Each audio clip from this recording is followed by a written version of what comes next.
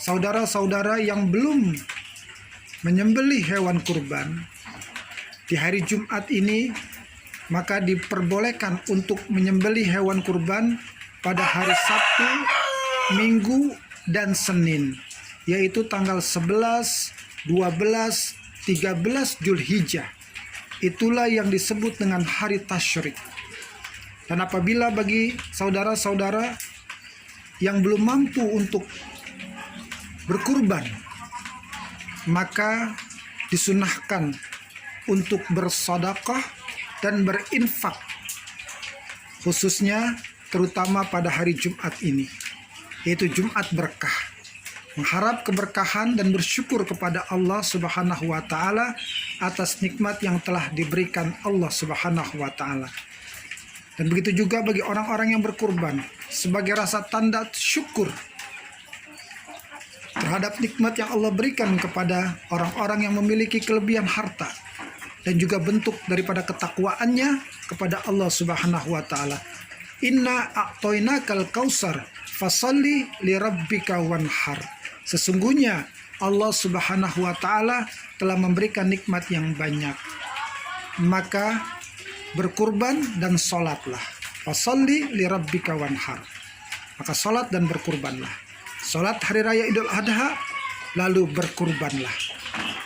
Jadi mudah-mudahan bagi orang-orang yang berkurban pada tahun ini, kurbannya diterima oleh Allah Subhanahu wa Ta'ala, dan setiap tetes darah hewan kurban tersebut sebagai pelebur dosa bagi kesalahan-kesalahannya dari ujung rambut sampai dengan ujung kaki. Amin ya rabbal alamin. Saudara-saudaraku, teman-teman sekalian, mungkin ada beberapa yang bertanya-tanya, apakah orang yang berkurban itu berhak atau boleh meminta daging daripada hewan kurbannya? Sahibul kurban, orang yang berkurban, boleh meminta dagingnya, karena itu sudah menjadi haknya. Dan sunnah bagi orang yang berkurban juga memakan daging daripada hewan kurbannya. Disunahkan karena Rasulullah Shallallahu Alaihi Wasallam senantiasa memakan daging hewan kurbannya. Maka bagi orang-orang yang berkurban, boleh untuk meminta daging hewan kurbannya, karena itu sudah menjadi haknya, dan disunahkan untuk memakan daging hewan kurbannya.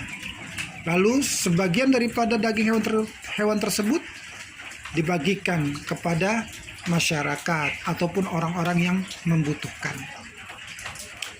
Jadi boleh bagi orang-orang yang berkurban untuk meminta daging hewan kurbannya. Tetapi ingat, kalau sudah berkurban itu sudah ikhlas.